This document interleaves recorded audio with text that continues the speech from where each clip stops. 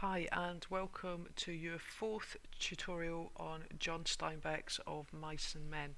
In this tutorial we're going to look at our first impressions of Curley.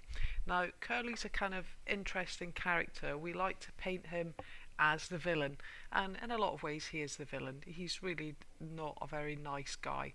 However, I want to sort of move away from the normal interpretations of Curly and try and look a little bit deeper into his character. But again, we are just going to use a quotation from fairly early on when we first meet him. So here's the quotation that we're going to use. He wore a work glove on his left hand and, like the boss, he wore high-heeled boots. He glanced coldly at George and then at Lenny. His arms gradually bent at the elbows and his hands closed into fists. So the first thing that we're going to talk about is his hands. Now we notice that he's wearing a work glove. Now if we read on, we find out that Curly fills this glove with Vaseline to keep his hand soft for his wife. Now we're not going to go into too much speculation about why his wife needs him to have a soft hand, but what we are going to say is that this could represent some kind of secret side of Curly, perhaps showing his insecurities. If we look at the symbolism of this hand that's protected, and perhaps in a way he wants to preserve his own image, he wants to protect himself from the other guys. So he has, he has some insecurities, he has some issues that he wants to work through. So I do realise I'm being quite kind to Curly at this stage, but obviously, as always, you can disagree with me or look at it from some alternative points of view if you choose to do so. Okay, he's also wearing high-heeled boots. Now this shows his status on the ranch as the boss's son, but it also could represent his insecurities. We know that Curly isn't very tall, and as we read on, some of the characters speculate about how that affects his personality. So the fact that he's wearing these high-heeled boots, A, shows his status, but B, because we know he's quite short, it does kind of create an interesting sort of image, almost comical, because even with the boots, he still doesn't look very big. So the third thing to look at is the way that he sort of engages with George and Lenny when he first meets them. The key words here are glanced coldly.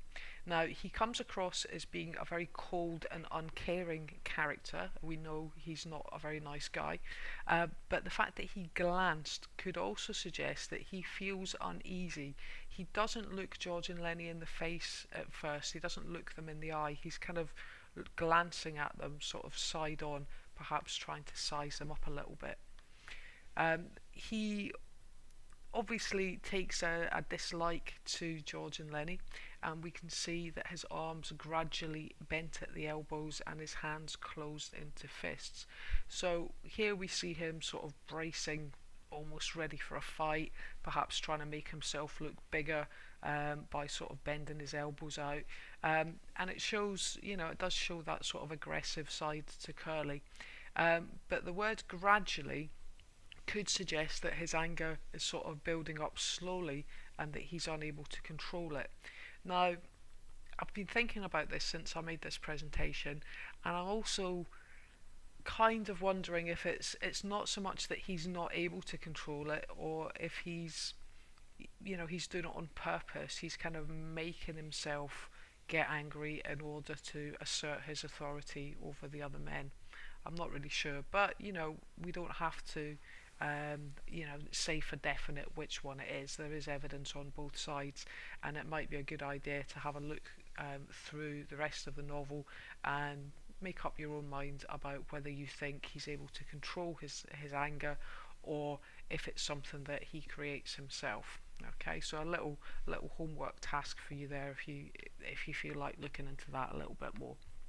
But the main thing to notice about Curly is that Curly is the villain in the novel. There's absolutely no doubt about it. He comes across as being unfriendly and aggressive, but if you're looking for those higher grades in your assignments or in your exams, you know, do consider that other side of him, because there is also the suggestion that he's like this because he feels that he has to prove himself.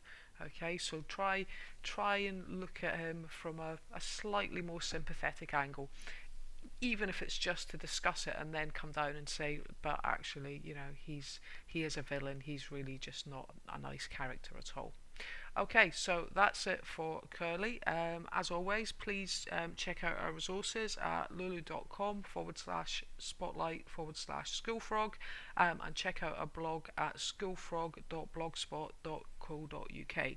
So I hope you enjoyed the tutorial, hope you found it useful, and thanks for watching, and I'll see you next time.